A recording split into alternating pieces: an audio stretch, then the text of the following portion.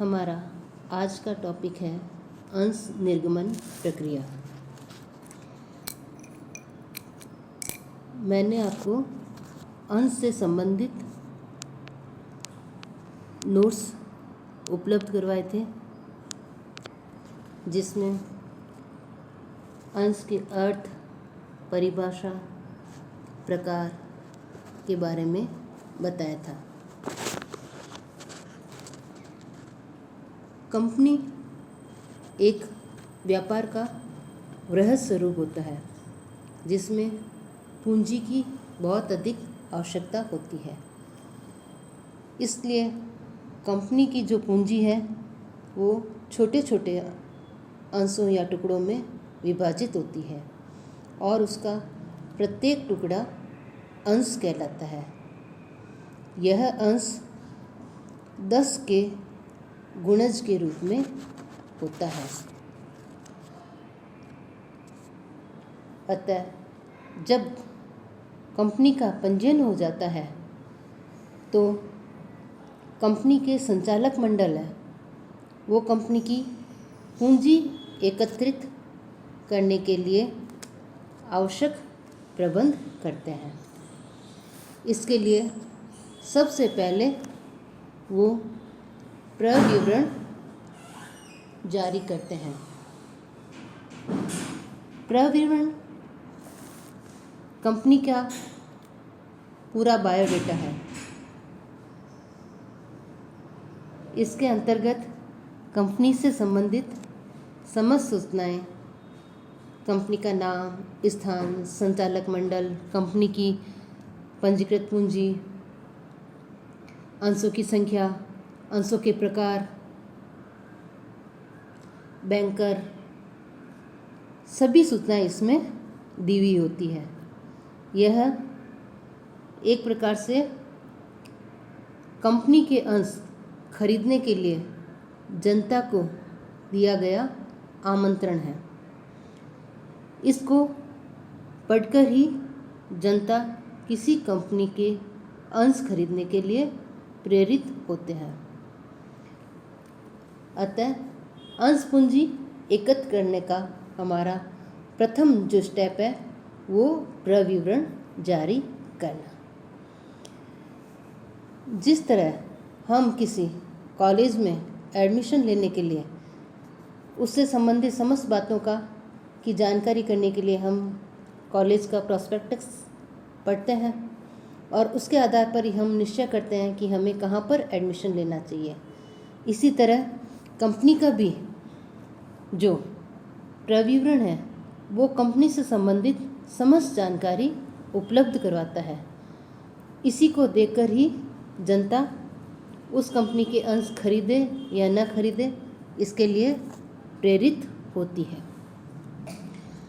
तो जब कंपनी प्रविवरण जारी कर देती है तो उसमें अंशों के लिए आवेदन पत्र मांगे जाते हैं और इसमें प्रविवरण में अंशों से संबंधित कितने आवेदन पत्र, आवेदन की रकम, कंपनी के बैंकर का नाम, जहाँ पर उनको आवेदन राशि जमा करवानी है और अपना आवेदन पत्र भी जमा कराना है, से संबंधित समस्त बातें लिखी होती है। इसको पढ़कर ही जनता कंपनी के अंश खरीदती है और संबंधित बैंकर में वो जितने अंश खरीदना चाहती है उस अंश के हिसाब से आवेदन राशि बैंकर में जमा करवा देती है और बैंक प्रतिदिन या निश्चित समयांतराल से आवेदन पत्रों की सूची कंपनी को भेजती रहती है। इस तरह आवेदन मांगे जाने की जब निश्चित समयावधि पूरी हो जाती है तो कंपनी जितने भी अंशों के लिए आवेदन आए हैं उन आवेदनों को वो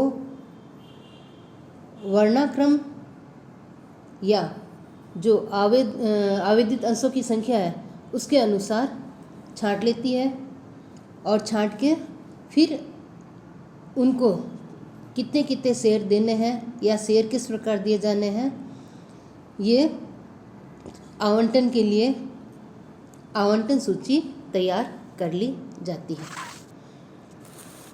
लेकिन अंश आवंटन करने से पूर्व एक जो सार्वजनिक कंपनी होती है उस पर कुछ वैधानिक प्रतिबंध लगे होते हैं, यानी उन प्रतिबंधों को उनको पूर्ण करना आवश्यक है।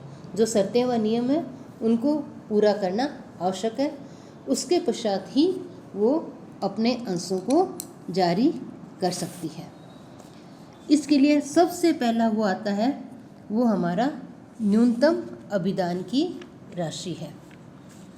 न्यूनतम अभिदान क्या होता है? न्यूनतम अभिदान से तात्पर्य यह है कि कंपनी जितने शेयर जारी करती है उसके कम से कम 90% के बराबर राशि प्राप्त हो जानी चाहिए। यदि यह न्यूनतम अभिदान राशि प्राप्त नहीं होती है तो कंपनी अपने अंशों का निर्गमन नहीं कर सकती और उसे निर्गमन बंद होने की तिथि से 30 दिन के भीतर भीतर जिन्होंने आवेदन किया है उन आवेदकों को आवेदन राशि ब्याज सहित लौटानी होती है। लेकिन यदि न्यूनतम अभिदान राशि प्राप्त हो जाती है तो कंपनी अंश आवंटन की आगे की प्रक्रिया जारी रखती है।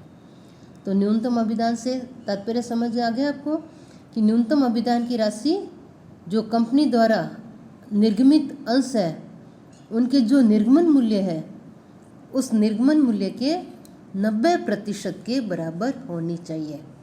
इसीलिए जो नई स्थापित कंपनियां होती है वो पहले से ही अभिगोपकों से इससे संबंधित करार या डील कर लेती है। यदि जनता, क्योंकि जो नई स्थापित कंपनियां होती है उनकी मार्केट में इतनी रेपुटेशन नहीं होती है तो उनको यह डर रहता है, यह संशय रहता है कि उन्हें न्यूनतम अभिदान की राशि प्राप्त होगी या नहीं होगी। इसलिए वो पहले से ही अभिगोपकों से इस प्रकार का डील कर लेती है। यदि जनता पर्याप्त या आवश्यक मात्रा में शेयर नहीं खरीदती है तो शेष अंश अभिगोपकों के द्वारा खरीदे जाएंगे। इसके बदले उनको कंपनी एक निश्चित प्रतिशत से दलाली देती है। तो हमारा फर्स्ट स्टेप ये आता है, अंश निर्गमन में न्यूनतम अभिदान की राशि प्राप्त होना आवश्यक है। एक बात और ध्यान रखनी है कि इस न्यूनतम अभिदान की राशि में नगद के बदले यदि कोई शेयर जारी किए जाते हैं तो उनको शामिल नहीं करेंगे। जैसे कंपनी स्थापना के समय अपने संचालकों को पारिश्रमिक के बदले दे देती है या प्लांट स्थापित करने के बदले प्लांट के बदले शेयर जारी कर देती है, तो ऐसे जारी किए गए शेयर को हम न्यूनतम अभिदान की राशि में शामिल नहीं करेंगे। नेक्स्ट जो हमारी जो वैधानिक आवश्यकता है वो ये है कि अंश जो निर्गमन करते हैं उस निर्गमन के समय आवेदन पत्र पर जो आवेदन राशि है वो अंकित मूल्य के 5% से कम नहीं होनी चाहिए। यानी आवेदित राशि है जो अंकित मूल्य, शेयर का जो अंकित मूल्य है उसके 5% से कम नहीं होनी चाहिए, लेकिन हमारे सेबी के दिशा निर्देशानुसार आवेदन पत्र की देय राशि जो अंशों के निर्गमन मूल्य के 25% से कम नहीं होनी चाहिए। सेबी कहती है कि निर्गमन मूल्य के 25% से कम आवेदन राशि नहीं होनी चाहिए, और वैसे हमारा अंकित मूल्य के 5% से कम नहीं होनी चाहिए। नेक्स्ट इसमें हमें ध्यान रखने योग्य बात यह है कि जो आवेदित राशि प्राप्त होती है उस प्राप्त राशि को कंपनी द्वारा एक अनुसूचित बैंक में उस समय तक जमा करेगी या जमा रहेगा, उसका धन उस समय तक जमा रहेगा जब तक कंपनी अधिनियम की धारा 149 के अनुसार कंपनी को व्यापार प्रारंभ करने का प्रमाण पत्र नहीं मिल जाता है। यदि व्यापार प्रारंभ करने का प्रमाण पत्र पहले ही मिल गया है तो यह राशि तब तक बैंक में जमा रहेगी जब तक न्यूनतम अभिदान के बराबर राशि प्राप्त नहीं हो गई हो। नेक्स्ट जो कानूनी बाध्यता है वो यह है कि सेबी के जो दिशा निर्देश है उसके अनुसार कंपनी अधिकतम 30 दिनों के लिए निर्गम खुला रख सकती है। यदि इन 30 दिनों के भीतर ये न्यूनतम अभिदान की राशि प्राप्त नहीं होती है तो 31वें दिन से कंपनी को 15% ब्याज सहित आवेदित राशि वापस जनता को लौटानी पड़ेगी। जो ये निर्गमन संबंधित सार्वजनिक कंपनी पर जो वैधानिक प्रतिबंध है, यह प्रतिबंध सिर्फ यह प्रतिबंध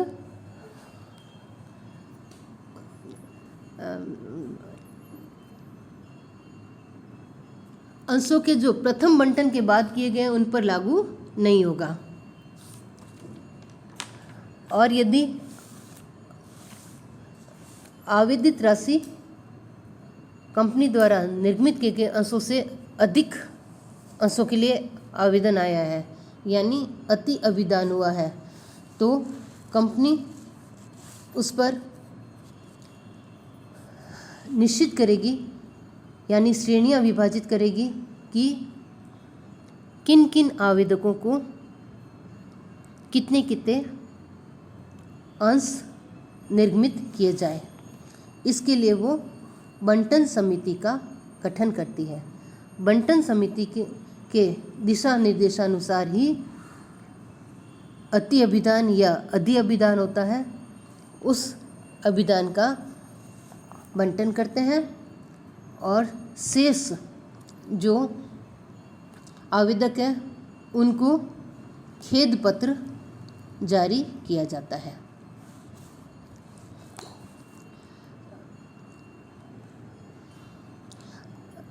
बंटन पत्र में अंशधारकों से मांग की जाती है कि वे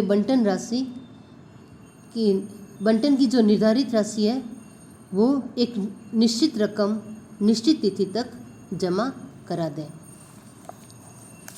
और उसके पश्चात कंपनी को रजिस्ट्रार के पास बंटन विवरण बंटन तिथि के 30 दिनों के भीतर रजिस्ट्रार के पास प्रस्तुत करना होता है। यह हुई हमारी बंटन की प्रक्रिया, या इसको अंश आवंटन करना कहते हैं। अंश आवंटन के पश्चात कंपनी अंश प्रमाण पत्र जारी करती है।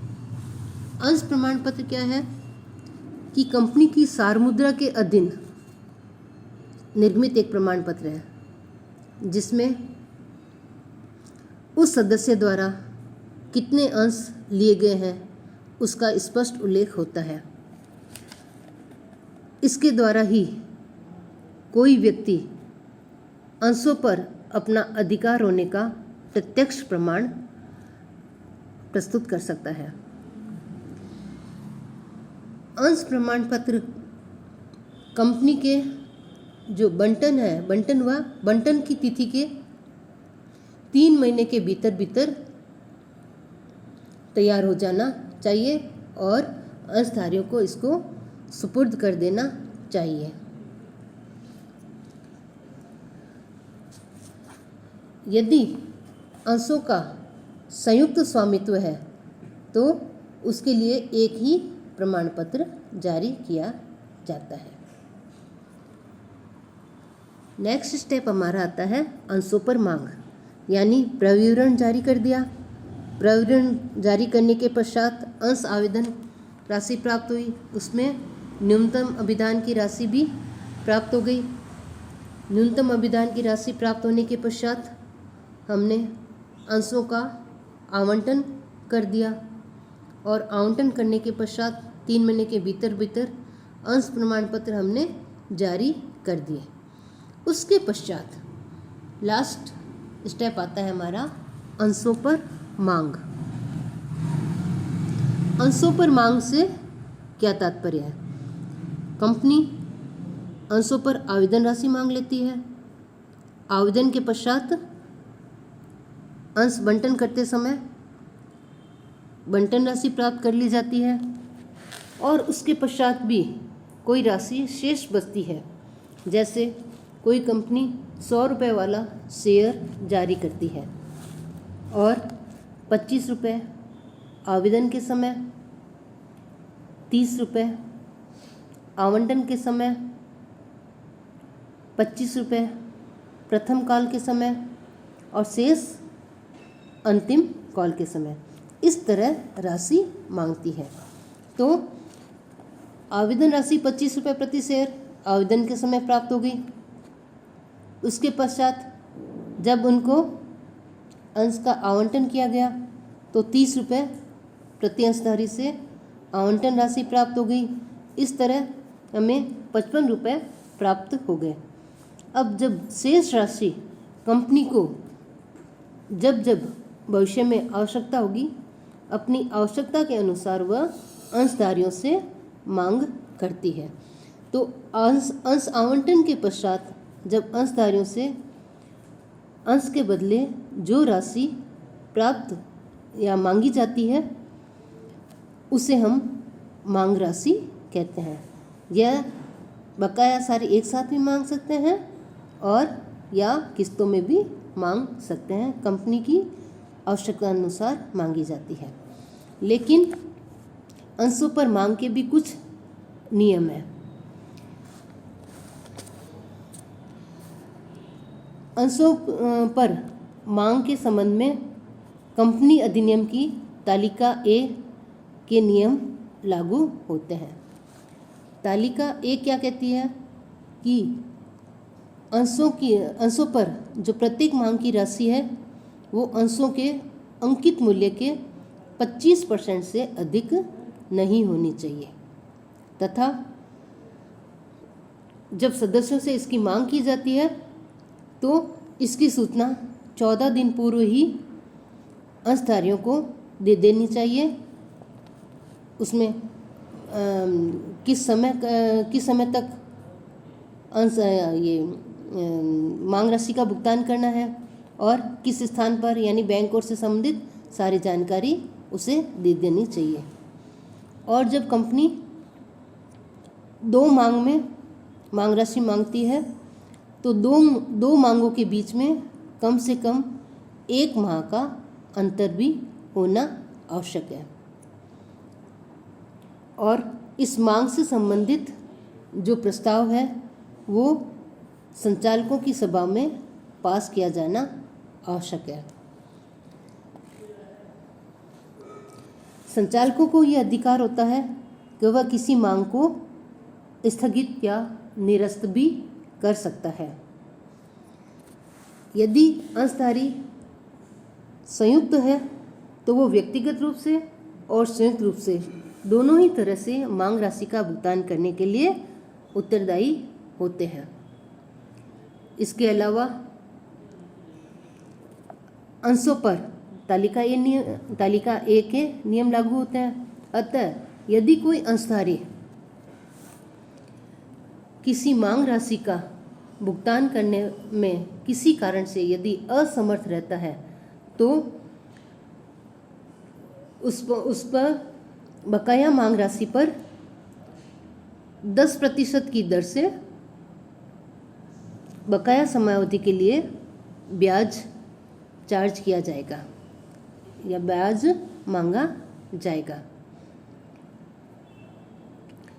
ये ब्याज चाहे तो संचालक मंडल पूर्णतः या आंशिक रूप से निरस्त या कम भी कर सकता है। इसी तरह यदि कोई अंशधारी वह यह समझता है कि भविष्य में मैं इस मांग का भुगतान नहीं कर पाऊंगा और अभी उसके पास पर्याप्त पैसा है, तो कंपनी मांग तो करेगी ही करेगी, इसलिए वो भविष्य में मांगी जाने वाली मांग राशि का अग्रिम भुगतान कर देता है। तो कंपनी साधारण सभा में ऐसा प्रस्ताव पारित करके जितनी समयावधि का उस अंशधारी ने अग्रिम राशि चुकाई है उतनी समयावधि के लिए उसको 12% वार्षिक दर से ब्याज दिया जाएगा। इसे हम अग्रिम मांग पर ब्याज कहते हैं।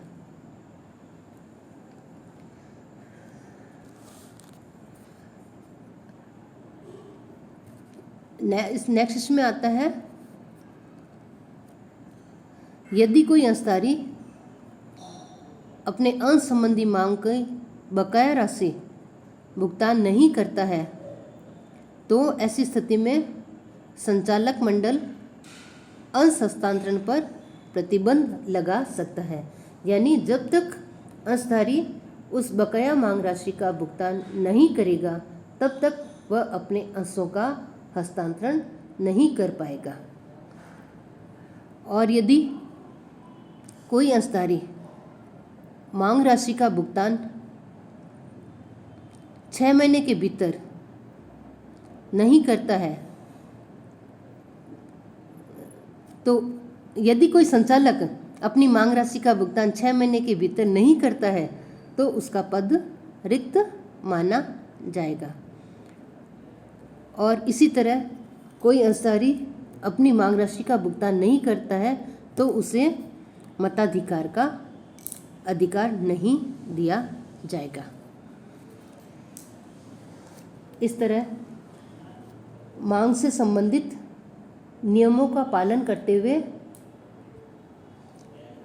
कंपनी सचिव मांग चुकाने वाले अंशधारियों की सूची बनाता है और उस सूची को संचालक मंडल की सभा में पारित करवाता है तथा मांग की सूचना वो संबंधित अंशधारियों या सदस्यों को भेज दिया जाता है और कंपनी मांग सूची या मांग पुस्तक में मांग से संबंधित समस्त जानकारी का उल्लेख करती है।